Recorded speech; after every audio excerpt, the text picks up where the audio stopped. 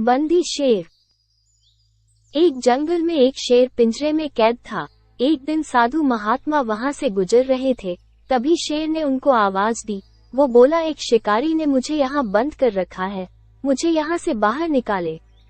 साधु ने बोला, तुमने मुझे बेवकूफ समझा है क्या, जो तुम्हें मैं बाहर निकालूंगा, तुम बाहर आकर मुझे खा जाओगे। शेर बोला, नहीं, मैं ऐसा बिल्कुल नहीं करूँगा, मेरी मदद करिए।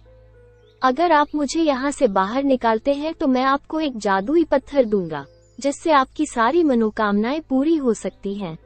साधु सोचने लग गया और उसके मन में लालच आ गया।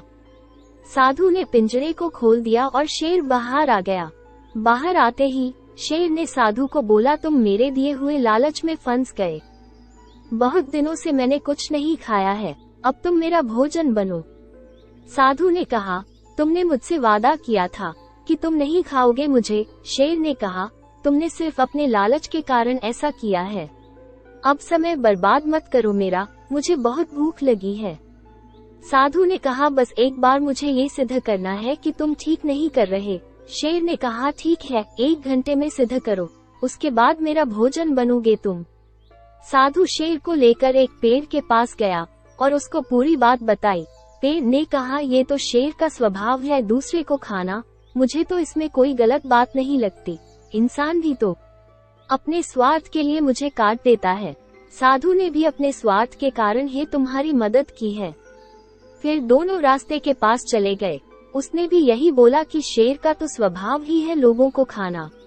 आखिरी में वो दोनों एक खरगोश के पास गए। खरगोश ने कहा, मुझे तुम दोनों की बातें नहीं समझ आ रही है, चलो मुझे उस जगह पे ले चलो जहाँ पे पिंजरा है।